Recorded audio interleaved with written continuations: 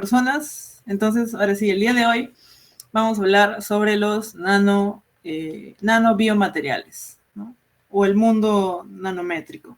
Vamos a dar un repaso general de qué estamos hablando en este campo de la nanotecnología, nanociencia, nanomateriales. Vamos a definir las escalas, porque hay dos tipos de escalas que vamos a manejar.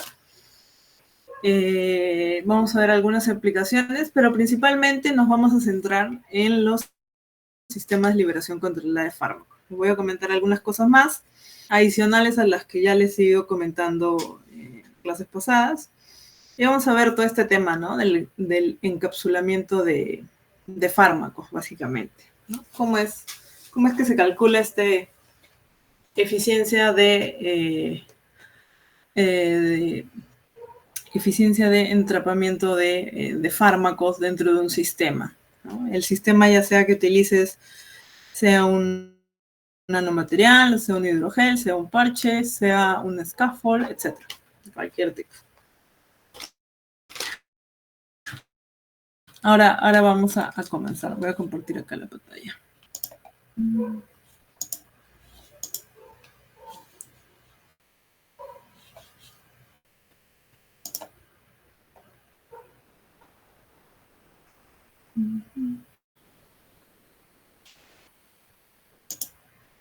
Y ahí sí se ve.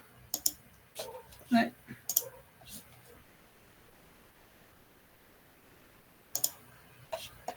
Vamos a empezar con nanobiomateriales. Igual en el camino, los que tienen dudas, consultas, pueden levantar la mano o pueden abrir micrófono o escribirlo por el chat y lo podemos discutir.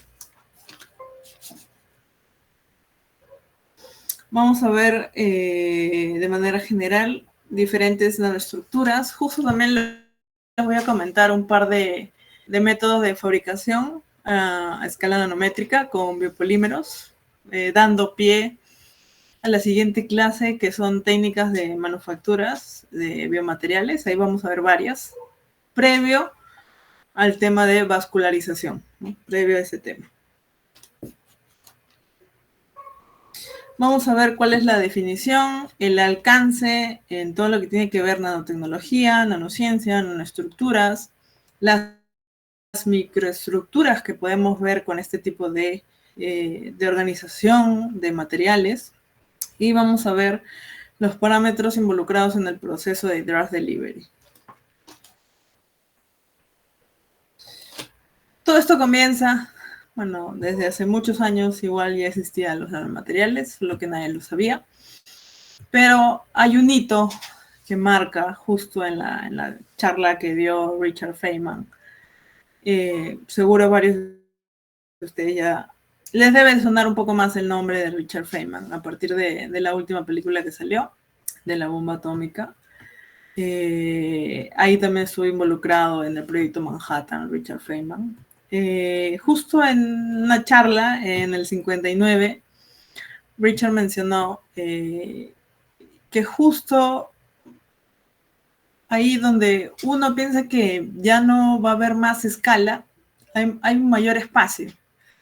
Hay más por descubrir, hay más por aprovechar, hay más por entender.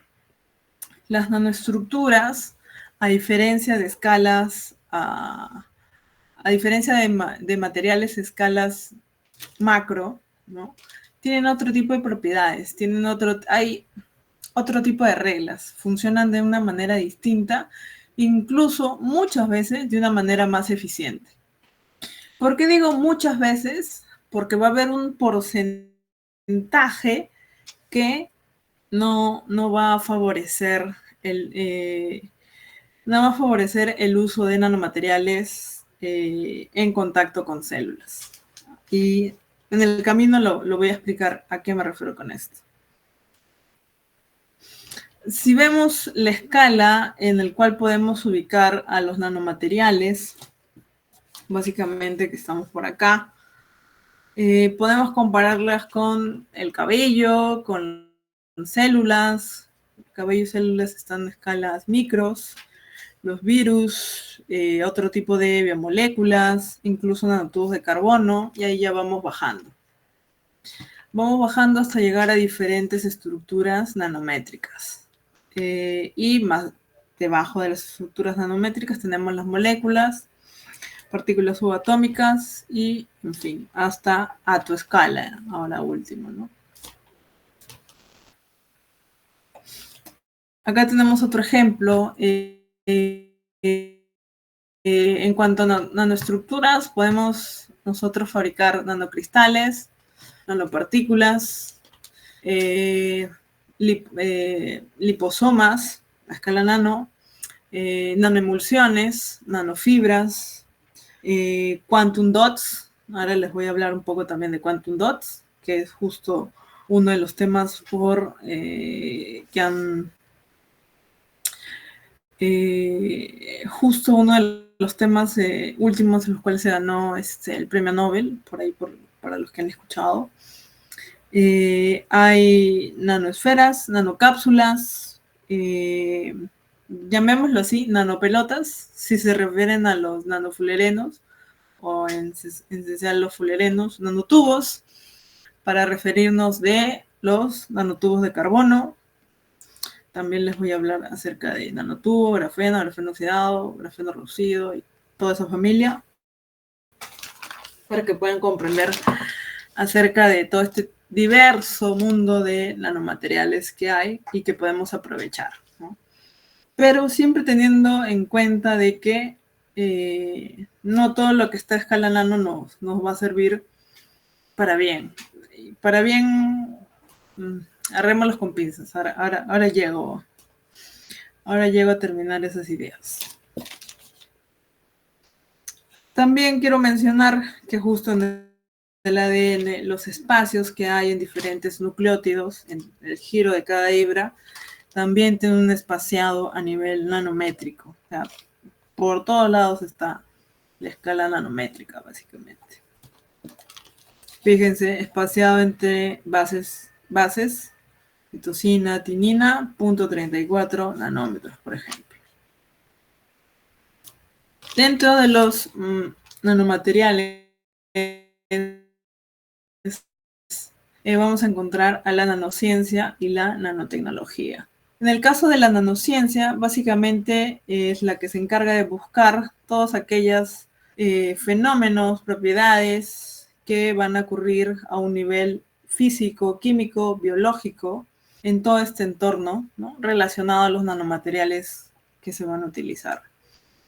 La nanotecnología usa este tipo de conocimiento que se va generando en estos niveles físico, químico y biológico y demás, incluso mecánico, eléctrico, óptico, porque las propiedades ópticas a escala nanométrica cambian considerablemente. O sea, utiliza todo este conocimiento, todas estas propiedades que se van generando para poder desarrollar diversas estructuras y diversos avances, ¿no?, utilizando como base la nanociencia. La bionanociencia o bionanotecnología básicamente es el uso de la nanotecnología para aplicaciones biomédicas. Y en cuanto a nanobiomateriales, nos vamos a referir a aquellos nanomateriales que han sido obtenidos a partir de algún tipo de recurso biológico, ya sea utilizando una levadura, dándole un tipo de sustrato y generando que la levadura me dé un tipo de subproducto a escala nanométrica, algún tipo de molécula, utilizando biopolímeros para obtener nanomateriales, que en este caso se llamarían nanobiomateriales, obteniendo fibras a escala nanométrica a partir de proteínas, por ejemplo. Entonces, todo lo que esté en escala nano, que haya derivado de algo similar, le vamos a llamar nanobiomateriales, básicamente. Que también podemos considerar nanobiomateriales, lo vamos a ver en su momento. Vamos a considerar a esas estructuras jerárquicas que hay en la naturaleza y que ya están organizadas en una escala nanométrica. vamos a llegar ahí, pero ténganlo ahí en cuenta, que vamos a ver también ese tipo de estructuras. ¿Qué pasa a escala nanométrica? Uno de los ejemplos más generales y más llamativos y vistosos son los metales. A medida que va disminuyendo el tamaño de los metales en el rango nanométrico, las propiedades ópticas van cambiando. ¿Por qué? Porque la interacción de la luz con la organización que hay internamente dentro de un metal genera que el color que va a emitir y que vamos a poder percibir sea distinto. Eso ocurre ya sea en unas partículas de, como ven ahí, de oro o de plata o algún otro tipo de partícula similar, partícula metálica. ¿Ocurre lo mismo si utilizas una nanopartícula derivada de un polímero? Sí. Pero ocurre lo mismo siempre y cuando lo lleves a una escala mucho más bajita. Vamos a ver acá, vamos a definir que la escala nanométrica para productos, para nanomateriales derivados de metales, de cerámicos, va a ser de 1 a 100 nanómetros. En el caso que utilicemos biopolímeros, polímeros naturales, vamos a definir la escala de 1 a 1000. ¿Por qué? Porque los polímeros son macromoléculas, mucho más grandes que un metal. Entonces, a nivel de volumen libre, tienen una mayor densidad, básicamente, en el espacio. Por eso es que vamos a considerar o vamos a agrandar un poco esta escala, de 1 a 1000. Esta escala puede depender mucho del autor, del libro que ustedes estén consultando, de la literatura, va a depender mucho. Pero los rangos que yo suelo manejar es de partículas metálicas cerámicas de 1 a 100 y nanopartículas derivadas de algún recurso natural, biopolímero, proteína, etcétera, de 1 a 1000. O sea, si te sale 200, 500, se considera nanomaterial. Si te sale 50, 80, 100, 20, también, obviamente, va a ser un nanomaterial. ¿Qué pasa con aquellas partículas que tú desarrollas en un rango de 1 a 10 nanómetros? Esas partículas exclusivamente se les conoce como puntos cuánticos. Los puntos cuánticos son un tipo de nanomateriales, pero que están sometidos a lo que se conoce como un confinamiento cuántico. ¿Qué es un confinamiento cuántico? Es un espacio reducido donde los electrones ya no pueden, digamos que moverse tranquilamente como si estuviera en un nanomaterial de 50, 100 nanómetros. Ese espacio reducido hace que las propiedades ópticas de estos puntos cuánticos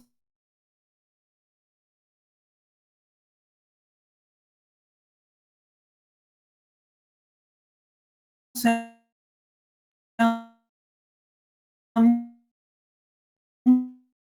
muy superiores, seguro por ahí. La tecnología QLED, tecnología de puntos cuánticos para televisores, por ejemplo, ahí se utiliza ahora los puntos cuánticos. Eso ya es una aplicación comercial de este tipo de nanomateriales, que son los puntos cuánticos. ¿Puedes utilizar los puntos cuánticos para biomedicina? Claro que sí. ¿Cómo puedo aprovechar un punto cuántico que tiene propiedades ópticas superiores a otro tipo de nanomateriales? Esa es la pregunta. ¿Cómo podríamos hacerlo? Podríamos utilizar para poder monitorear ciertas zonas de tejidos donde yo quisiera expresar un gen y con los puntos cuánticos puedo acoplar un receptor, un marcador que pueda emitir cierto rango de luz a cierta longitud de onda y yo pueda monitorear o seguirle el rastro a ese gen que se va a expresar, por ejemplo. Se puede utilizar también para la liberación de fármacos. En esos dos campos se ha ido utilizando los puntos cuánticos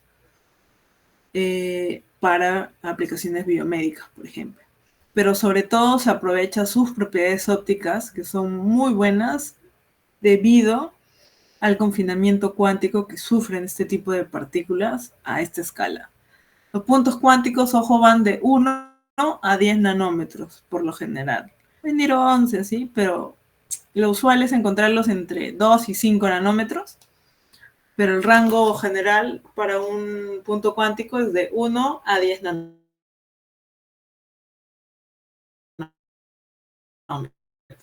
Por ahí va. Justo esto es lo que les hablaba. Tú puedes cargar los nanomateriales y debido a esas propiedades ópticas que tiene, que tú le incides con una longitud de onda a cierto rango, pero estas van a emitir luz en otro tipo de en otro rango de longitud, ya sea más para el visible o más para el UV, y con eso puedo monitorear distintas zonas de la célula, del tejido o alrededor de un órgano, ¿no? Buscando ciertas zonas, por ejemplo, de células que han sufrido apoptosis o otro tipo de metabolismo, otro tipo de tal vez muerte celular, etcétera, ¿no? Hipoxia, por ejemplo, cuando reduces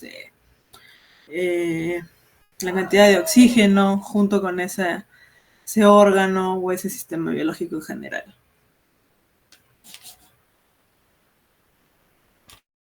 A nivel comercial, como les decía, se puede utilizar en los televisores QLED o antiguamente ya se veían en los vitrales, en las iglesias, sobre todo en las más antiguas, por ahí si pasan por una iglesia, levanten la vista y van a ver que hay diferentes vitrales que van cambiando incluso de color en función a cómo va incidiendo la luz del sol. Lo mismo pasaba con las copas de Licurgo, que también tenían diferente coloración en función a cómo incidía la luz, básicamente. ¿Y a qué se debía esto? Porque el recubrimiento tenía nanopartículas, nanoincrustaciones de oro, básicamente. Todo eso explicaba por qué el cambio del juego de la luz, por así decirlo, ¿no? En este tipo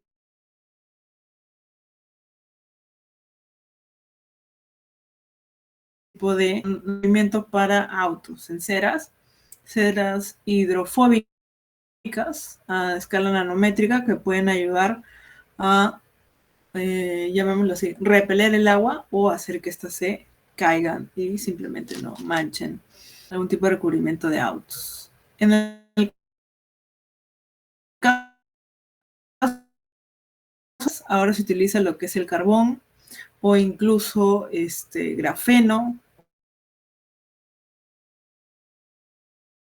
o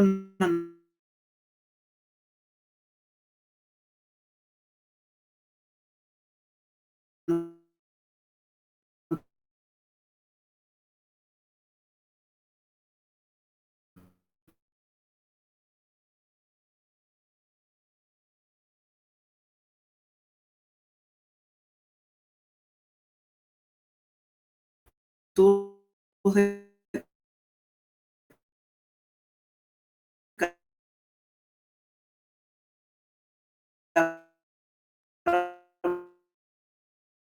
carbono para este tipo de marco de bicicletas.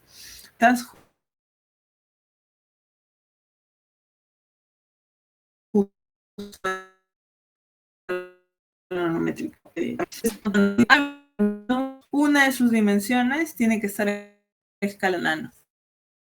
Como las fibras a escala macro, no conoce, de lana o de cualquier. Pero el eje, uno de sus ejes va a ser muy largo, incluso va a estar en la escala nanométrica. Entonces, basta que una de sus dimensiones esté en escala nanométrica para considerarse un nanomaterial. Y en fibras, usualmente la parte nano es justo el espesor.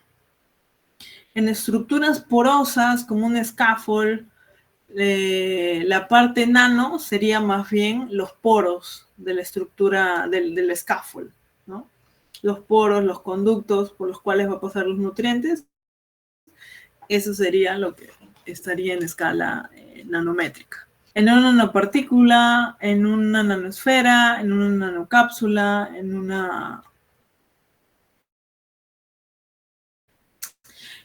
nanomaterial de este tipo, la dimensión que estaría a escala nanométrica sería, o bueno, ¿qué es lo que nosotros medimos para decir que este tipo de partículas está en escala nanométrica? El diámetro.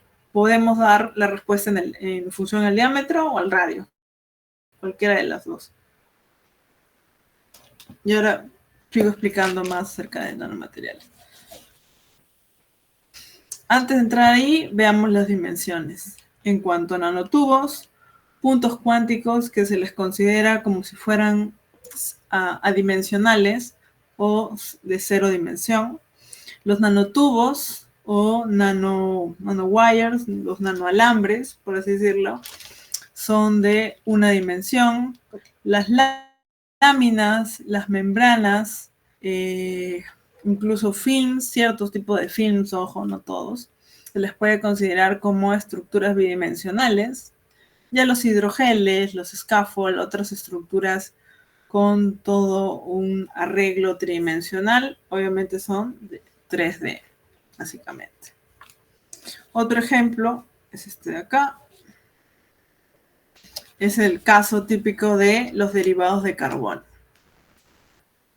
Ahorita vamos a llegar al premio Nobel del grafeno y ahí les explico, justo ahí tengo la pizarra para explicarles acerca de qué es lo que tiene que ver con el grafeno. Y lo bueno y lo malo de utilizar este tipo de nanomateriales dentro de un ambiente fisiológico.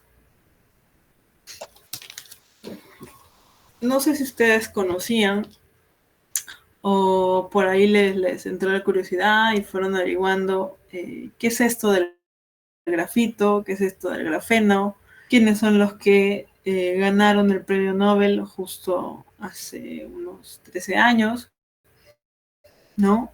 A partir del descubrimiento que se dice que fue algo de casualidad, que estuvieron haciendo un tipo de exfoliación en un lápiz. Básicamente, como todos sabemos, la punta del lápiz tiene grafito. Como vemos aquí, voy a abrir la pizarra. ¿Dónde está?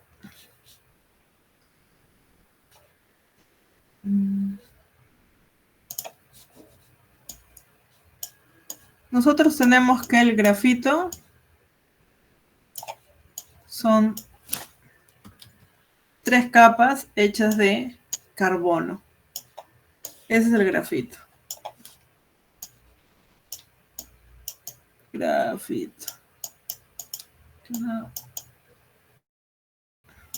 Si estas 3 capas de carbono yo las exfolio, ¿qué quiere decir con exfoliar? ¿A qué se debe ese proceso? Si tú agarras una cinta tal cual, cinta scotch, colocas en el grafito y empiezas a hacer así, eso es exfoliar, eso es sacar. Ese tipo de procedimientos es lo que permitió sacar grafeno. ¿Qué es el grafeno? Es una sola capa de este grafito. Sigue siendo carbono, solo que el arreglo es de solo una capa. Ese es el grafeno. Con esto. Cuando tú obtienes el grafeno,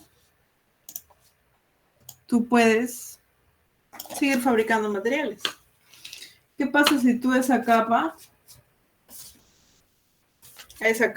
de grafeno, que es una sola, la empiezas a enrollar? ¿No? La enrollas. ¿Qué es lo que obtienes? Por ahí alguien debe saber la respuesta. ¿Qué pasa si enrollas una capa de grafeno? ¿Qué obtienes? ¿Por ahí alguien? ¿Qué obtienes? Nanotubos de carbono. Exacto. Eso es lo que obtienes cuando enrollas un grafeno. Muy aparte del grafeno, puedes obtener grafeno oxidado, grafeno reducido, grafeno y grafeno solo. Son estos 3, grafeno solo, grafeno oxidado y grafeno reducido. ¿Cuál es la diferencia? Es que Acuérdense, toda la estructura del grafeno es carbono. Entonces, tú puedes inducir ciertos defectos a nivel estructural. ¿Y qué quiero decir con defectos? Si todo esto es una plancha, una lámina de carbono, si yo cambio alguna zona, eso sería un defecto. Y el defecto que yo puedo inducir a nivel estructural de este grafeno, por ejemplo, puede ser oxidarlo. ¿Y cómo lo oxido? Cuando le coloco diferentes grupos, como un carbonilo, perdón,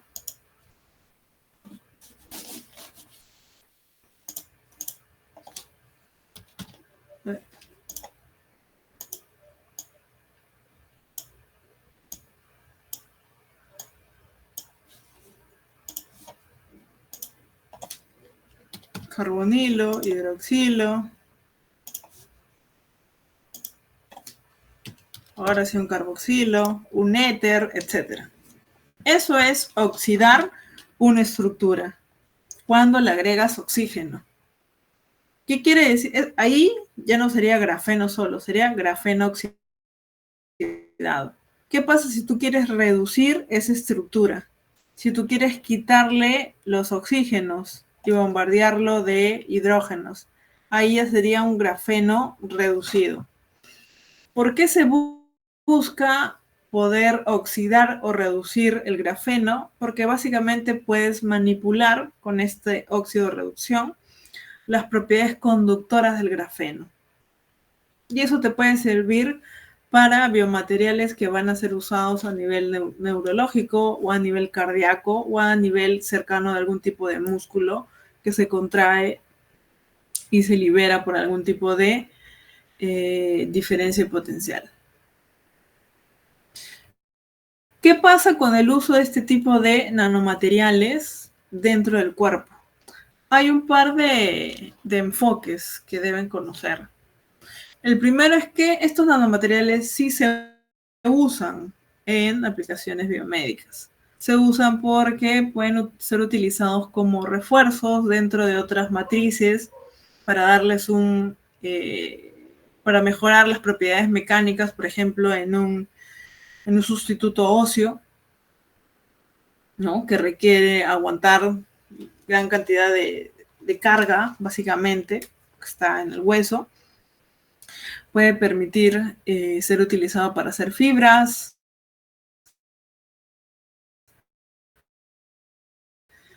para incluso también estar en contacto con fármacos.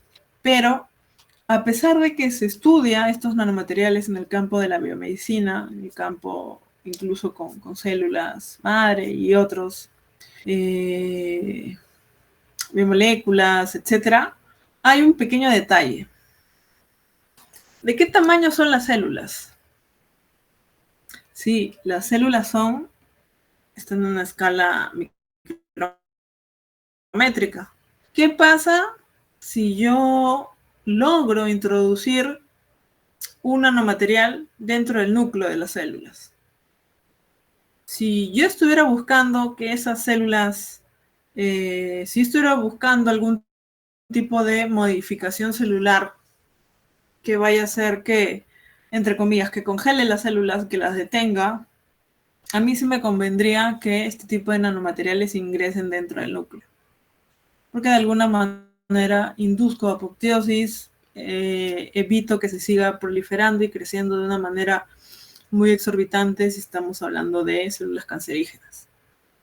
Entonces, en esa situación sí me conviene, porque genera algún tipo de mutación que va a ser favorable para el individuo en el cual se está colocando este tipo de nanomateriales. Pero ¿qué pasa por el contrario? Cuando no es un tipo de mutación favorable para el usuario. ¿Qué pasa cuando este tipo de nanomateriales ingresa más bien a células que están, células que están bien, que no están afectadas por algún tipo de lesión? Igual van a poder ingresar dentro del núcleo, igual van a poder generar algún cambio o alguna modificación. y entonces eso va a generar que esas células muten o simplemente se puede desprogramar, se puede inducir a muerte celular, ¿no? Apoptosis, se puede inducir a cualquier otro tipo de mecanismo biológico. Y recuerden que no toda mutación es favorable, o sea, puede ser favorable o desfavorable. Es ahí donde viene toda una amplia discusión. ¿Cuánto es la cantidad correcta en cuanto a concentración? ¿Cuánto sería el límite del uso de estos nanomateriales en el sistema fisiológico? ¿Cuánto es el límite de esa concentración? Y por otro lado, ¿cuánto es el límite del tamaño o el rango del tamaño máximo que se puede utilizar para que éstas no induzcan algún cambio desfavorable a nivel celular? Estas dos grandes cuestiones aún se siguen discutiendo. Hay muchos estudios donde dan un soporte científico para indicar que este tipo de nanomaterial, pero dan grupo de investigaciones y de investigadores donde dan soporte. Tú puedes leer los resultados, puedes analizar toda la biocompatibilidad, la viabilidad celular y ver que efectivamente no son citotóxicos, dejan que las células crezcan, proliferen y sigan haciendo todo su metabolismo tranquilamente. Entonces, dentro de todo esto hay esas dos grandes discusiones. ¿Cuánto es la concentración máxima o concentración idónea que puede permitir tu cuerpo para aceptar este tipo de nanomateriales? ¿Y cuánto es el rango, el tamaño que también puede permitir tu cuerpo a fin de evitar que puedan inducir algún cambio a nivel nuclear, básicamente? Esto trae consigo mucho tema de discusión en cuanto al uso de nanomateriales dentro del cuerpo, ¿no? Dentro de un ambiente fisiológico, básicamente. Pero sobre todo con este tipo de nanomateriales. Porque es carbón, entonces el carbón va a ser muy difícil que, por ejemplo, la colagenasa actúe sobre el carbón. A diferencia que si dentro de un sistema fisiológico colocaras un escáfold, una membrana, una fibra de colágeno, ¿no? La colagenasa que está ahí adentro va a poder actuar, va a poder degradarla. O cualquier biopolímero que al final se degrada por las enzimas y se convierte en glucosa o lactato o algún otro similar, ¿no? Es distinto, se va a degradar, no va a pasar nada, se va a absorber y ya está. El punto es con este tipo de nanomateriales, que son muy buenos por sus propiedades. A la escala nanométrica mejoras considerablemente. Desde solo el hecho de que tienes una mayor área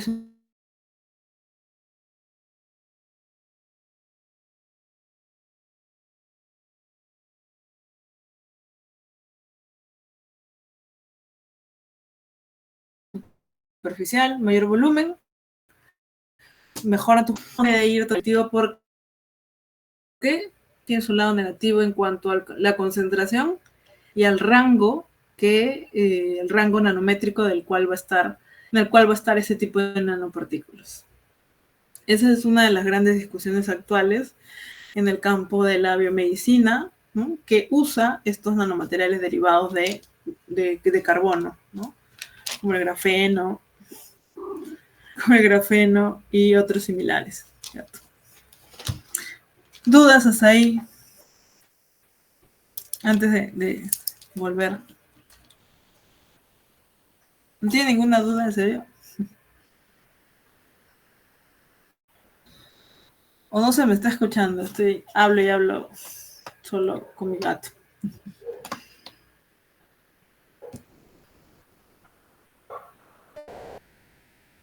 ¿Ninguna duda? A ver, vamos a ver. ¿Dónde están? Hay 43 alumnos. Bueno, menos yo, 42. ¿Y ninguno tiene una duda? ¿O todos ya de repente conocían o han llevado algún curso de nanomateriales? Tal vez por eso.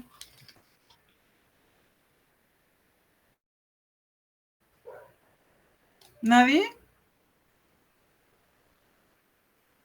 ¿Están ahí?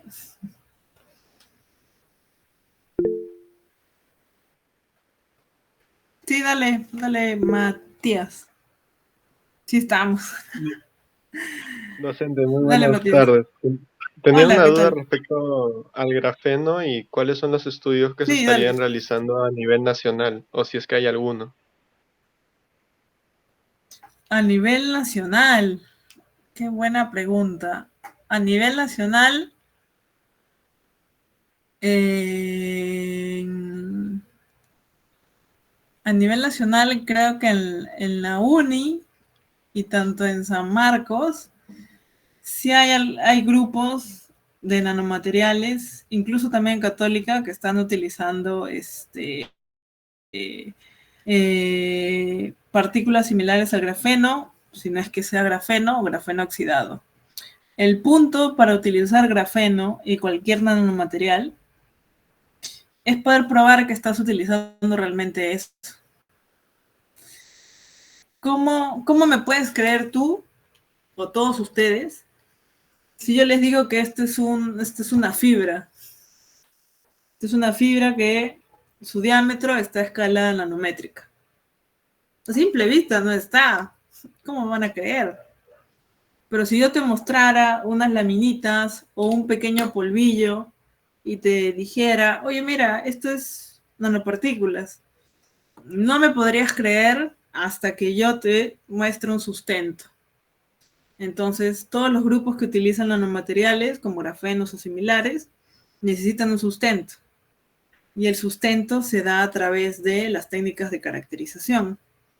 En el caso de estas nanopartículas y todo este campo que estamos viendo hoy, mínimo te deberían mostrar, bueno, si es que no tienen una micrografía por SEM, debería haber mínimo un ensayo de Dynamic Light Scattering o eh, barrido de luz dinámica, que es básicamente lo que te da es la información del radio hidrodinámico de la partícula. Si tú tuvieras una partícula, esa partícula en suspensión va a estar rodeada de agua. Y lo que te da este equipo es básicamente el radio hidrodinámico, básicamente desde el centro hasta alrededor, ¿no?, de las moléculas de agua que están, ¿no?, en toda la superficie. Entonces, mínimo te debería mostrar durante esos ensayos o esos grupos, te deberían mostrar una micrografía o algún sustento de que realmente lo que están utilizando esté a escala nanométrica, ¿no? Una micrografía Zen o con algún tipo de, incluso con un láser. Esta prueba que se hace con un láser, tienes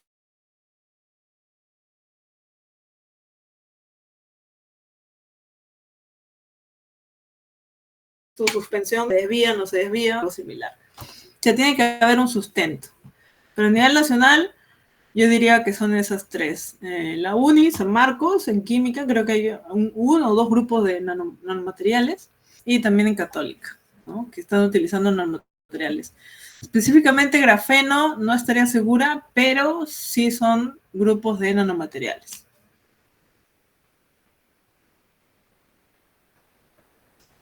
¿Alguien escribió, creo? Sí estamos.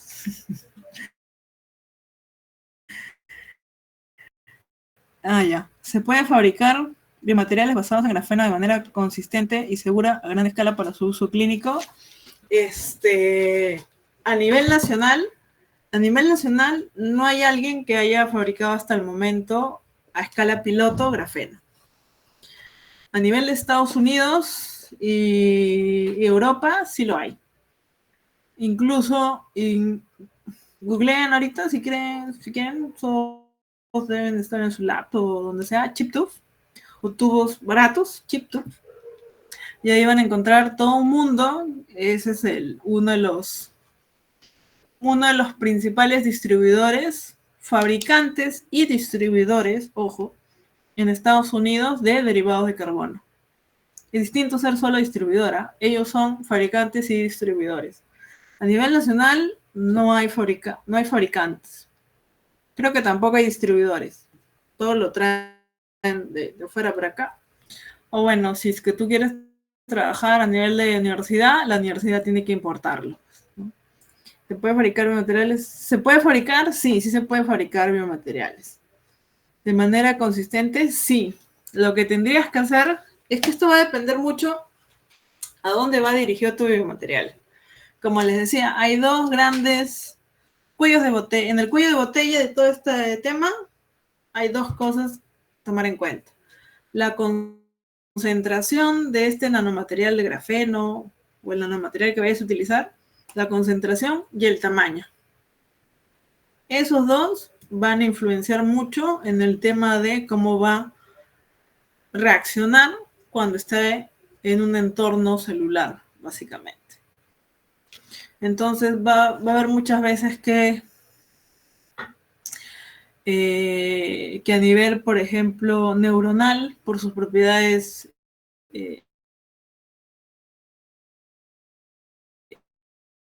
eléctricas, pueda funcionar mucho mejor. Que tanto de tamaño como de concentración sea como que un abanico más grande a nivel de cartílago, por ejemplo, ¿no? ¿Puede ocurrir distintas reacciones frente al entorno fisiológico? Sí. Va a depender mucho a dónde diriges el biomaterial que querías desarrollar, Katsecari. O Emanuel, mejor. Más fácil, Emanuel. ¿Qué otras dudas? ¿Hay más dudas? Ah, ok. Gracias. ¿No hay más? Bueno, igual si tienen dudas, la dejan en el chat. La vamos resolviendo.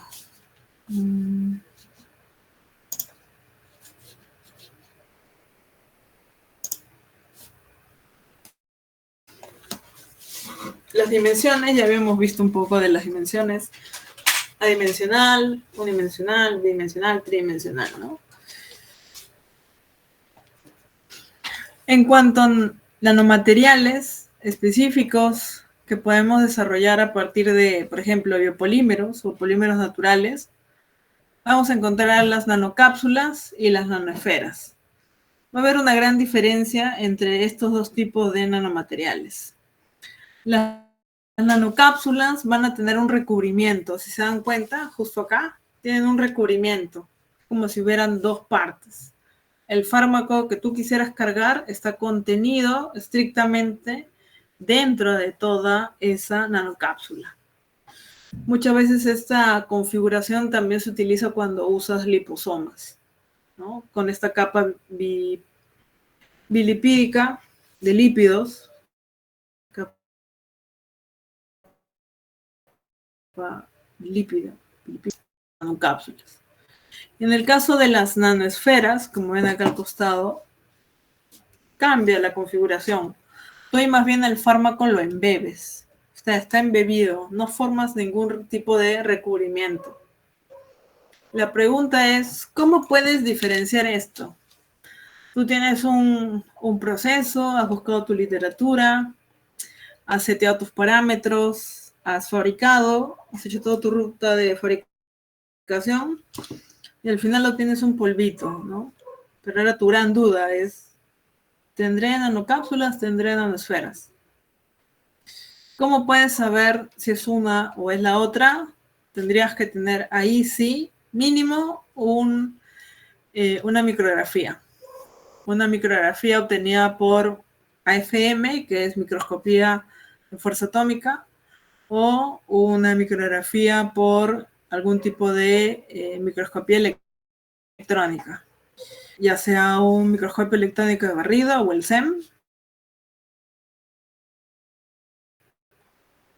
o un TEM ambiental, etcétera, etcétera, etcétera.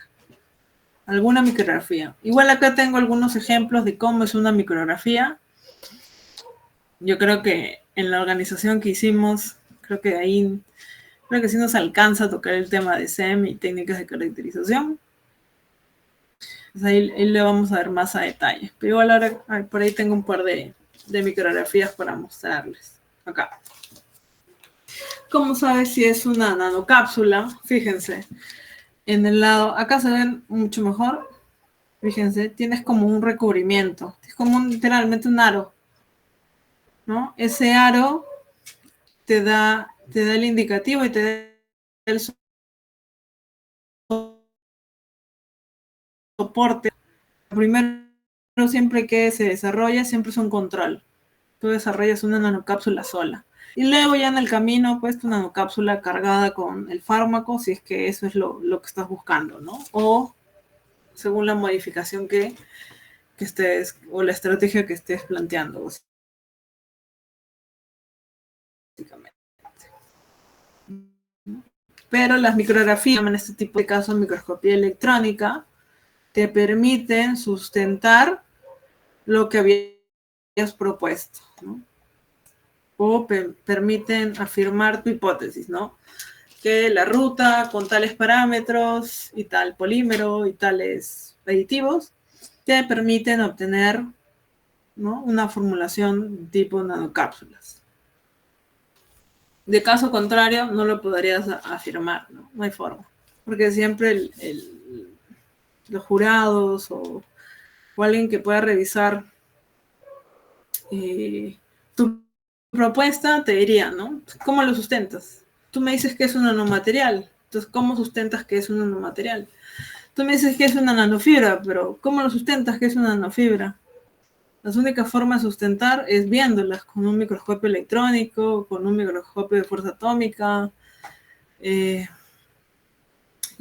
algunos casos, si son partículas, puede ser con DLS o Dynamic Light Scattering, es un tipo de equipos también, justo lo mencioné en su momento, ¿no? De alguna manera tienes que probar que está en escala nanométrica.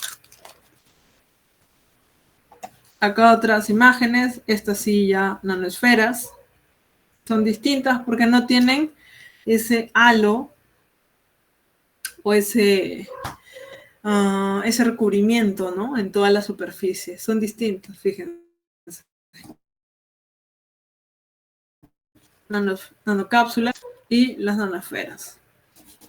Las dos te pueden servir para cargar fármacos, sí, claro.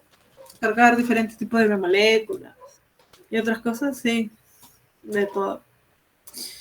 El punto es cómo las fabricas, ¿no? Tu propuesta es fabricar nanosferas, por ejemplo. Pero el punto es cómo fabricarlas.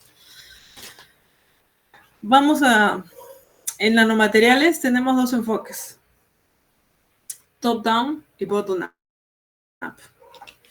El nombre ya te ayuda. Top-down, de arriba para abajo. Y bottom-up, bottom desde el fondo, up hasta arriba. Top-down, básicamente tú tienes un material como este lápiz gigante y lo que vas a hacer es trozarlo.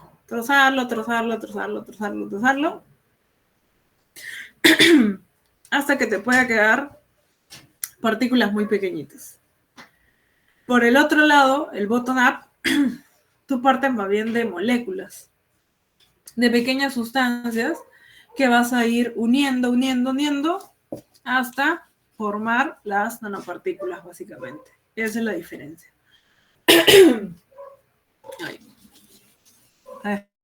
Espérenme.